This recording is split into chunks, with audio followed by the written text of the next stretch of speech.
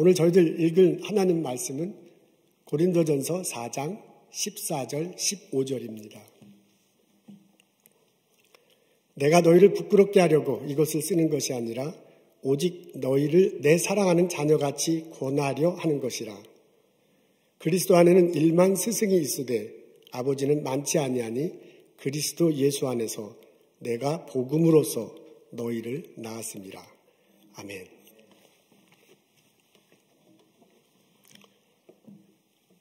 고린도 교회는 바울이 개척한 교회입니다. 그 교회에 문제가 많이 생겼다는 소식이 들려요. 예수 그리스도 안에서 해결책을 제시하기 위해서 쓴 것이 고린도 전후서입니다. 이것을 쓸 때 바울이 아비가 자녀에게 권면하는 심정으로 썼다고 말합니다. 고린도전서 4장 14절부터 21절에 그런 내용이 주로 나와 있습니다. 그 중에 핵심이 15절이에요. 오늘 우리들이 읽은 것입니다. 앞에 나와 있는데요. 우리 다 같이 한 목소리로 읽겠습니다. 그리스도 안에서 1만 스승이 있으되 아비는 많지 아니하니 그리스도 예수 안에서 복음으로써 내가 너희를 낳았습니다. 바울이 고린도 교인들에게 얘기하네요. 내가 너희를 낳았다. 근데 어떻게 낳냐면 그리스도 안에서 복음으로 낳았다라고 말합니다. 그래서 나는 아비된 존재이고 여러분들은 자녀된 존재다라고 그렇게 말하고 있습니다. 이렇게 본인을 아비라고 표현하면서요. 다른 스승과 1만 스승과 아비된 나와는 다른 점을 여러 가지 언급합니다. 1만 스승은 보통 선생님들은 지식을 전해요. 근데 바울 자신은 복음을 전했다라고 그렇게 말합니다. 선생님들은 지식을 전하고 그것이 쌓여서 다른 사람들에게 지식을 전하도록 그렇게 하는데 나는 여러분들에게 복음을 전해서 생명을 낳고 그 복음이 전해서도 또 다른 생명을 낳도록 했다라고 그렇게 말하고 있네요. 우리 선생님들은 일반 선생님들은 말로서 이렇게 가르치는데 본인은 그리스도가 주는 능력으로 여러분을 가르쳤다라고 그렇게 말하기도 합니다. 그리고 이제 선생님들이 제자들에게 애정을 가르치잖아요. 그것도 이제 소중한데 본인은 고린도 교인들에게 편지 쓰고 이렇게 복음을 전할 때 사랑으로 애끓는 심정으로 전했다라고 말합니다.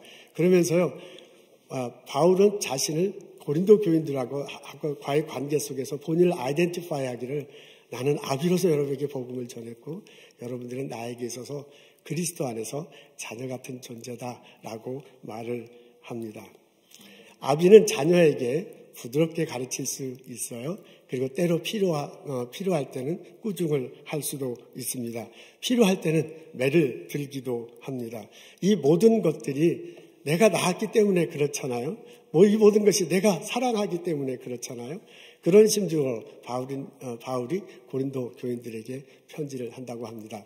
그래서 고린도 전후서를 읽어보면 이 바울의 심정이 어떤 때는 분명하게 이렇게 나타나고요. 어떤 곳에는 은근히 나타나기도 하고요. 또 어떤 곳에는 애잔하게 스며드는 모습을 볼 수 있습니다. 고린도 전후서를 읽으면서 이런 생각을 해보았습니다. 이렇게 애잔한 마음으로 이런 애틋한 마음으로 바울이 아비 같은 심정으로 고린도 교우들을 대하는데 이런 분위기가 이런 관계가 우리 교회에도 있으면 얼마나 좋을까 하는 그런 생각입니다. 여러분 우리는 교회 안에는 여러 그룹이 있습니다. 오늘은 이제 온라인으로 하기 때문에 이렇게 본당에 이렇게 모였지 못하지만 우리 다 같이 모여서 예배 드리고 제가 말씀 전하는 이런 그룹도 있고요. 스몰 그룹으로 많이 모입니다. 주일학교 선생님들이 전도사님들이 이렇게 아이들 가르치기도 하고요. 속회 인도자가 속장이 이렇게 속회원들을 이끌기도 합니다. 우리 성경 공부가 많이 개설되어 있는데요. 지금은 온라인으로 하기 때문에 이게 좀 주춤하고 있지만은 그 성경 공부를 이끄는 그런 교우들도 우리들에게 있습니다. 여러 그룹들이 우리 교회 안에 있는데요. 이런 그룹 안에서 바울과 교인들 간의 이런 관계, 바울과 교인들 속에 있는 이런 다이내믹, 이런 것들이 일어나면 얼마나 좋을까 하는 생각을 해보았습니다. 그러면서요, 어떻게 하면 그렇게 될까? 나름대로 고민을 했습니다. 제가 고린도전서를 읽고 또 읽고 보니까요. 가르치는 사람이 중요해요. 말씀을 전하는 사람이 우선 마음가짐이 아버지의 심정으로, 마음가짐이 어머니의 심정으로 자녀를 대하듯 가르치는 것이 참 좋을 듯 합니다. 교회 안에 이제 담임 목사로서 저도 있고요. 우리 하도원 목사님 계시고요. 전도사님들 있습니다. 속해 인도자분들 있습니다. 우리 선생님들, 주일학교 선생님들, 그 초등부, 유아부 이렇게 선생님들 있어서 너무 감사해요. 그 선생님들이 학생들 가르칩니다. 여러 그룹 안에서 말씀을 전하는 사람들의 모습들이 우리들 가운데 있습니다.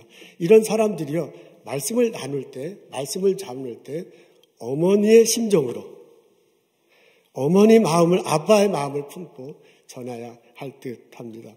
내가 단지 가르치는 이런 정도가 아니라요, 복음을 전함으로써 한 영혼을 낳는다라는 생각을 가지고 떨리는 마음으로 그 일을 수행해야 될 것 같습니다. 내가 말로서 이렇게 지금 전한다라는 것이 아니죠. 바울에 보면 기도하는 마음으로요, 그리스도께 주는 능력으로 내가 이 일을 한다는 심정을 가지고 두렵고 떨림으로 그 사역을 감당해야 될 것입니다. 내가 이거를 어쩔 수 없이 하는 거다. 내가 선생으로서 학생을 가르치는 게 하라고 하니까 어쩔 수 없이 하는 거다. 이게 아니고요. 복음 안에서 내가 예수님 안에서 사랑하기 때문에, 이 어른이 예수님 앞에서 바로 서야 한다는 분명한 생각이 있기 때문에 떨리는 마음으로 그 일을 수행해야 될 것입니다. 바울의 표현을 빈다면 아비 같은 심정이에요. 어미 같은 심정으로 말씀을 전하는 것입니다. 여러분, 배우는 사람들의 반응도 참 중요합니다. 배우는 사람도요, 그러니까 교회에서 가르치는 게 예수 그리스도인데, 십자가 달신 예수님을 말하는데, 도대체 십자가 달신 예수님이 어쨌다는 것이냐? 그게 무엇이냐? 그분이 누구냐? 그래서 내 삶 속에 어떻게 영향을 미칠 것인가? 내가 예수님을 믿는다면 십자가 달시고 부활하신 그 예수님을 어떻게 붙들고 내가 삶을 살아갈 것인가 하는 것에 대해서 질문하는 거예요. 하는 것에 대해서 고민하는 거예요. 그러면서 그 성경 공부에 참석하는 겁니다. 속회에 참석하는 거예요. 예배에 참석하는 거예요. 이렇게 가르치고자 하는 사람이 아비 같은 심정으로 자꾸 이렇게 말씀을 전하려고 하고요. 배우는 사람이요, 자녀 같은 심정으로 배우려고 할 때 그 속에 놀라운 일들이 일어나게 될 줄로 믿습니다. 이 박수도 이게 맞아야 이렇게 되는 거잖아요. 한쪽에서 막 열심히 친다고, 이쪽에서 열심히 친다고 소리가 나는 게 아니잖아요. 둘이 이게 짝짝꿍이 맞아야 돼요. 그렇게 될 때 박수 소리가 나요. 가르치는 분이 아비 같은 심정으로 하면, 배우는 사람이 자녀 같은 심정으로 배울 때 이것이 만나고, 복음 안에서 만나고, 이 고린도 교회에서 벌어졌던 그런 일들이 우리들에게도 벌어질 줄로 믿습니다. 여러분, 이럴 때 하나님의 은혜가 우리에게 임해서 하나님의 은혜 때문에 우리들이 변하는 삶을 살 수 있습니다. 고린도전서 1장을 읽어보면 바울이 처음 인사하자마자 언급한 것이 하나님의 은혜입니다. 고린도전서 1장 앞부분에 이렇게 나와요. 여러분들이 믿음 안에서 굳건히 섰구나. 여러분들이 은사에 있어서 부족함이 없구나. 여러분들 삶에 있어서, 일에 있어서 풍족함을 누리고 있어서 내가 얼마나 감사한지 모른다. 근데 그게 왜 그런 일이 벌어지냐면 하나님 은혜 때문이다. 내가 고린도에서 교회 개척하고 고린도 교회에게 말씀을 전하고 지금 좀 어려워서 내가 이렇게 편지를 쓰는데 이 모든 것들이 가능한 게 하나님의 은혜라고 그렇게 얘기를 해요. 그게 가장 우선이야. 그래서 제가 그 고린도전서 읽으면서 어떤 생각을 드냐면 우리에게도 그 하나님의 은혜가 분명히 내리실 거예요. 우리가 지금 관심 갖고 있는 게 우리가 논의하고자 있는 그 복음의 핵심이 십자가 되시고 부활하신 예수님이잖아요. 그것에 관해서 아비가 자녀에게 전하는 심정으로 전하고 자녀가 아비에게 배우는 심정으로 배울 때 그것이 성경 공부반에서 그것이 선생님, 주일학교 선생님 가운데서 유아반에서 유치반에서요, 우리 예배 시간에요, 우리 속회 시간에 일어날 때 하나님이 은혜로 함께 하실 줄로 믿습니다. 하나님 고린도 교회에 은혜를 내려주셔서 그리스도 안에서 굳건히 서게 하시고 은혜를 내려주셔서 은사에 부족함이 없게 하고 은혜를 내려주셔서 삶에 풍족하게 하셨다면 그 하나님이 우리에게도 동일한 은혜를 내려주실 줄로 믿습니다.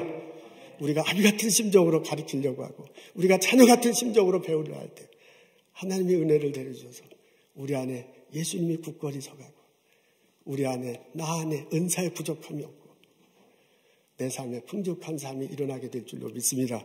이런 일이 우리 교회에 일어나기를 주님의 이름으로 축원합니다. 여러분, 감사하게도 저희 교회는 여러 가지 스몰그룹 세팅이 있습니다. 그리고 그 안에서 이렇게 복음을 나누는 이런 상황들이 일이 벌어지고 있습니다. 우리 성경 공부반에서 활발하게 이런 일이 벌어져서 감사해요. 그리고 속회 안에서도 어느 정도 이루어지고 있습니다. 주일학교 선생님들, 전도사님들 이렇게 요새 막 온라인으로 말씀 전하는데, 그리고 아이들 가르치려고 하는 저랑 이렇게 마주 대화 나누는 걸 제가 듣거든요. 그러면 참 그 애틋한 심정이야. 어떻게 하면 아이들이 주님 안에 설 수 있을까? 그 마음 가지고 전하는 거 보면 너무너무 귀해. 그러니까 우리 교회 안에 감사하게도요, 이런 모습들이 보여져서 참 너무너무 감사합니다. 근데 저는 이런 모습들이요, 고린도 전후서를 읽으면서 지금 우리가 이렇게 좀 잘하고 있지만은 좀 더 이게 깊어졌으면 좋겠어요. 그리스도 안에서 좀 더 넓어졌으면 참 좋겠습니다. 처음부터 바울과 고린도 교인들과의 관계처럼 그런 일이 벌어지기는 어려워요. 처음엔 좀 어색하잖아요. 서로 이제 인사만 하고 이렇게 하는 지내다가 나중에 성경 공부만 해서 혹은 속회에서 혹은 같은 성가대에서 말씀을 나누거나 주일학교 선생님을 이렇게 나누거나 점점점 가까워지잖아요. 처음에는 성경 지식을 나누는 그런 수준이 될 거예요. 그러다가 성경을 놓고 자신의 삶을 뒤돌아보고 삶의 기반을 해서 서로 격려하고 기도해주고 사랑하는 그런 모임이 될 것입니다. 그것이 점점 더 깊어지면요, 그것이 점점 넓어지면 건강한 권면을, 건강한 충고를 다른 분에게 할 수 있어요. 나도 그렇게 하고 그분도 나에게 할 수 있어요. 근데 이제 그게 좀 더 깊어지면 예수님 안에서, 복음 안에서 점점 이렇게 넓어지면 상대방의 잘못을 말할 수 있잖아요. 그게 내가 판단하고 저 사람 지적해서 저러면 안 되는데 이게 아니라 복음 안에서거든요. 지금 바울이 말하는 건 복음 안에서 내가 너를 낳았다는 거지. 내가 인간적으로 너보다 잘났기 때문에 이런 게 아니에요. 그리스도 안에서 저분이 저러면 안 되는데 하는 안타까움을 가지고 말을 할 수도 있잖아요. 그래서 그 권면이 너무 칼 같아가지고 칼 같은 매로 맞는 듯한 그런 기분이 들 수도 있어. 그 권면이 너무 잔인해서요, 채찍으로 맞는 듯한 느낌을 가질 수도 있습니다. 이게 다 바울의 표현이에요. 그렇게 다가오더라도 복음 안에서 깊어졌기 때문에, 교제가 깊어졌기 때문에 내가 그걸 사랑으로 받아들이고 그리고 내 삶을 그렇게 변화시켜가는 단계로 이를 수도 있습니다. 저는 그런 일들을 꿈꾸게 됩니다. 우리 성령교회에 이런 모습들이, 이런 일들이 일어났으면 참 좋겠습니다. 어느 날 갑자기 이런 일이 벌어지기는 어렵습니다. 그래도 복음 안에서, 예수님 안에서 내가 아비같이 여러분에게 전한다라고 그렇게 말한 것을 내가 복음 안에서, 예수님 안에서 저분이 나에게 하는 얘기를 자녀처럼 받아들인다면 이런 놀라운 일들이 우리들에게 일어나게 될 줄로 믿습니다. 우리가 교회에 왔다 갔다만 하는 것이 아니라 온라인 예배에 참석하고 그냥 참석했다가 커피로 클릭하라고 왔다 갔다 하는 지금 이런 세상이 됐는데, 들어갔다 나왔다 이런 정도가 아니라 지금은 상황이 이러니까 어쩔 수밖에 없지만은 예수님 안에서, 복음 안에서 서로 자녀와 아비가 되었듯, 아비가 자녀 되었듯 그런 관계가 됐으면 참 좋겠습니다. 말씀을 나누고 서로 삶을 나누고 서로의 건강한 충고를 하고 서로의 아픔을 지적할 수 있는 그런 여러분과 나와의 관계가 되기를, 우리 교회 관계가 되기를 주님의 이름으로 소원합니다. 그렇게 될 때 우리 안에 예수 그리스도의 믿음이 굳건히 서가게 될 것입니다. 그렇게 될 때 우리가 은사의 부족함이 없고 우리들 삶 속에, 우리들 일 속에 풍족한 일들이 벌어지게 될 것입니다. 이런 일들이, 이런 경험이, 이런 놀라운 역사가 우리 성령교회 안에, 우리 성령교회 스몰그룹 안에, 우리 성령교회 교회 모든 삶 안에 일어나기를 주님의 이름으로 축원합니다. 아멘. 진정한 사랑을 받아본 사람이 진정한 사랑을 남들에게 나눠줄 수 있습니다. 우리가 그리스도 안에서 교회 세팅에서 아버지가 내게 대해주는 듯한, 아버지가 어머니가 내게 대해주는 듯한 사랑을 경험하면 내가 내 삶의 현장에서, 일터에서, 세탁소에서, 회사에서, 연구소에서, 학교에서 내가 다른 사람들에게 어머니같이 아버지같이 삶을 대해주고 그 삶 속에 열매를 경험할 수 있습니다. 서강대학교에서 가르쳤던 고 장영희 교수님이 생각납니다. 이분이 1급 장애인이에요. 양바 두 다리를 전혀 못 쓰시네요. 그래서 지금 사진에 보일 텐데 이 두 목발을 짚고 다니는 분입니다. 어렸을 때 소아마비가 와서 그랬대요. 근데 이렇게 몸도 성하지 않은데 나중에 성인이 되었을 때 또 암 때문에 참 고생해요. 유방암이 있었고 척추암이 있었고 간암이 있으셨습니다. 그런 상황임에도 불구하고 이제 수필을 써서 많은 사람들을 격려하는데요. 그 장애인들에게 소망이 되는 그런 글을 많이 썼고 본인이 병원에 입원을 오랫동안 했어요. 그러면서 그 같은 병원에 앓고 있는 사람들, 어려움에 있는 사람들에게 희망을 주는 수필을 참 많이 썼습니다. 안타깝게도 그 병이 막 이렇게 겹쳐서요.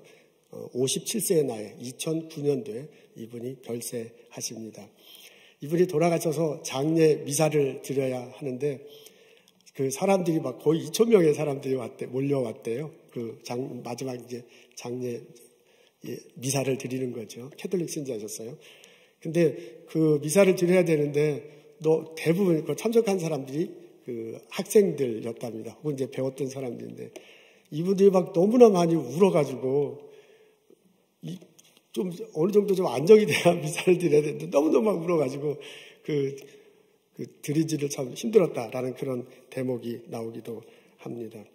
이분이 제자 사랑하는 마음이 참 많이 있었다고 그래요. 그 일화들이 참 있습니다. 그 첫 학기가 시작하면 첫 번째 강의 하잖아요. 두 번째 강의 때 본인 강의실에 들어온 학생들 이름을 다 외운답니다. 그건 참 쉽지 않을 텐데 두 번째 강의실에 다 외운다고 해요. 한 번은 서강대학교에 그 앞을 보긴 보이는데 거의 잘 못 보이고 듣긴 듣는데 거의 못 듣는 사람이 그러니까 합격을 했습니다. 그래서 이제 그 장영희 교수님한테 연락이 왔는데 등록을 할 줄 알았는데 등록을 안 하는 거예요. 그래서 왜 등록을 안 하는가 연락이 안 돼가지고요. 본인이 자동차를 몰고 본인이 이제 장애인이잖아요. 근데 이제 자동차를 몰고 경상북도 안동에서 내려서 또 막 산골로 이렇게 들어가서요. 그 집을 찾아가요. 봤더니 이 학생이 골방에 처박혀 있어. 컴컴한 방에. 그러면서 만나가지고 당신 합격했는데 왜 등록을 안 하냐. 그러니까 교수님 내가 잘 보지도 못하고 잘 듣지도 못하는데 어떻게 대학교 가서 공부하겠습니다. 그래서 자기는 등록을 안 하겠다. 그래서 그게 무슨 소리냐. 당신 합격을 했고 어떻게든 학교를 다녀야 된다라고 설득시키고 왔어요. 그리고 한 일주일 지나서 보니까 또 등록을 안 한 거야.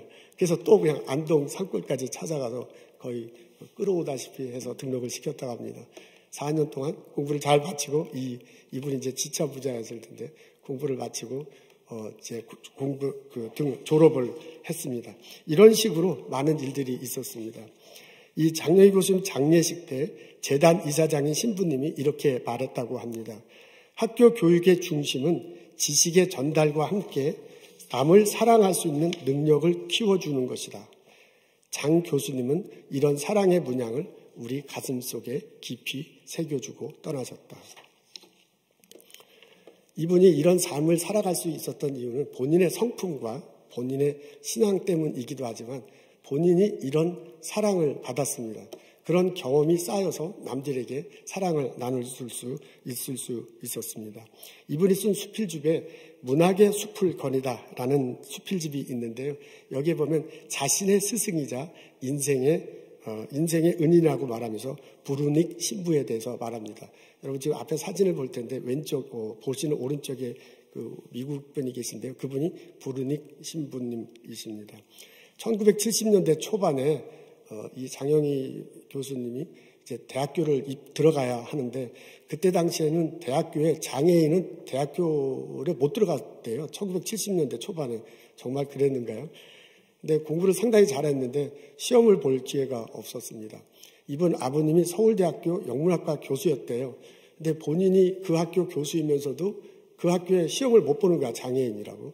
그래서 아버지가 그냥 너무 마음이 안타까워서 다른 학교에 있는 아는 사람들한테 우리 딸이 공부를 굉장히 잘하니까 시험만이라도 보게 해달라고 연락하고 찾아가고 그랬는데 아무도 이제 뭐 학교가 그러지 못하니까 이제 못 받아준다. 이제 이런 식으로 얘기합니다. 그때 이제 서강대학교 부르니 신부님을 찾아가요. 이분이 영문과 과장이었답니다. 그래서 이분을 찾아가서 사정을 얘기하면서 우리 딸이 이 학교를 다니겠다는 얘기가 아니고 시험만이라도 보게 해달라고 그렇게 간청을 합니다. 그랬더니 그 부르니 신부님이 이렇게 말했답니다. 그게 무슨 이상한 질문입니까? 시험을 머리로 보지 다리로 봅니까? 장애인이라고 해서 시험 보지 말라는 법이 어디에 있습니까? 서강대학교에 들어갔습니다.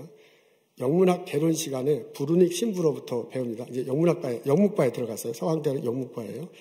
근데 거기서 서양 문학 최고의 고전은 성경과 그리스 로마 실화라는 것을 배웠다. 그분은 문학 작품을 마치 모노드라마 하듯이 온몸으로 연기하며 가르쳤다.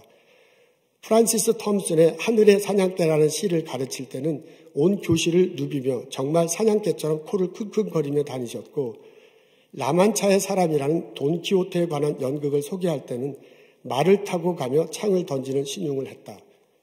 교실 밖에서 나를 보시면 신부님은 두 팔을 벌리면서 마리아, 마리아, 사랑하는 마리아라고 당시 유행했던 패티김의 노래에다 내 이름을 부르곤 했다.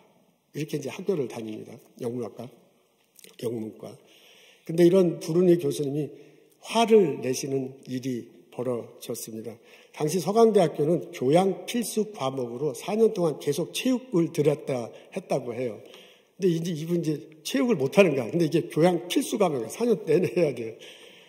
근데 이제 그 필수 과목을 하시는 강사분들께서 이제 보니까 안 되니까 수업 시간에 오기만 출석만 해라. 출석만 해도 이제 한 걸로 해주기로 했는데요.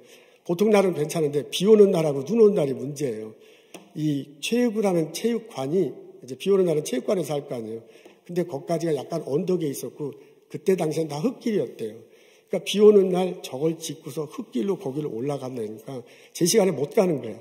그리고 제 늦은 시간에 도착을 했을 뿐만 아니라 온몸이 비와 흙탕물이 젖어서 그 안에 들어가요. 그렇게 2년 동안 했대요.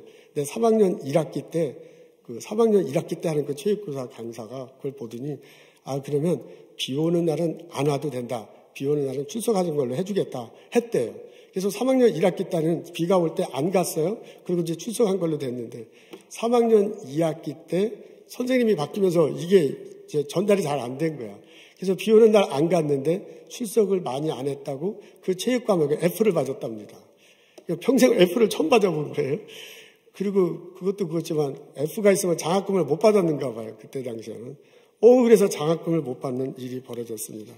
너무나 안타까우고 속이 나서 이제 부르니 신부님을 찾아가 하소연을 했습니다. 내 이야기를 듣다가 신부님이 벌떡 일어나셨다. 너무나 화가 나서 얼굴은 빨개지고 말까지 더듬으셨다. 어떻게 그럴 수가? 그건 내 잘못이 아닌데. 그리고 나는 그때 분명히 보았다. 신부님의 눈에 고인 눈물을. 이제 20년이 흘렀다. 나의 스승 부르니 신부님이 가르쳤던 영문학 개론을 내가 가르치고 있다. 학생들 앞에서 신부님처럼 그렇게 재미있는 모노드라마를 연출하며 가르치지 못하지만 오랜만에 신부님을 기억하며 새삼 생각한다. 내가 단 한 번만이라도 제자들을 위해 눈물 흘린 적이 있는가? 먼 훗날 지금 내가 가르치는 많은 학생 중에 누군가 단 한 명이라도 내가 지금 부르니 신부님을 기억하는 것처럼 나를 기억해 줄 학생이 있을까? 아비같이 가르치고 자녀같이 배우는 십자가에 달리시고 부활하신 예수님, 그 예수님을 아비같이 가르치고 자녀같이 배우는 그런 교회가 됐으면 참 좋겠습니다. 기도하겠습니다. 하나님, 우리 성료한 교회 불러주셔서 참 감사합니다.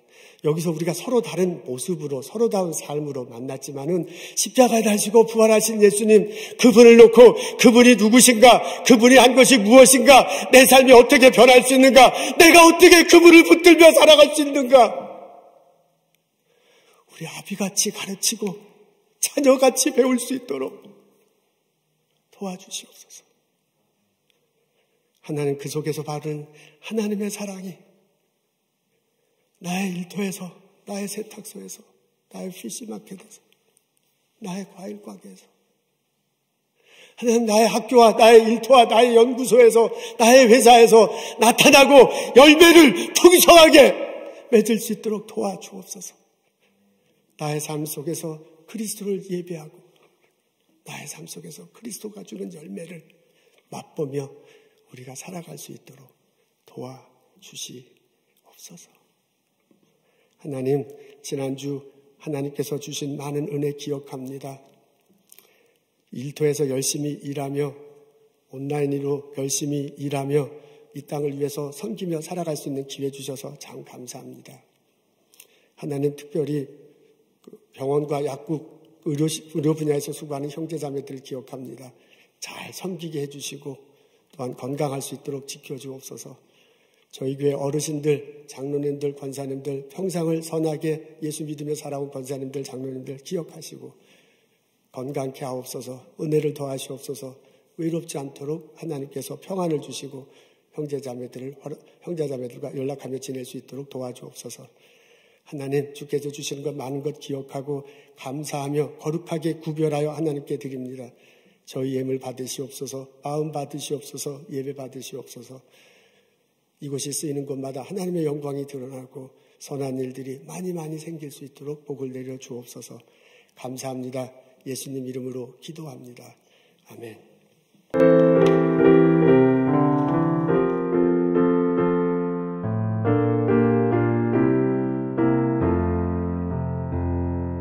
달고 오묘한 그 말씀 생명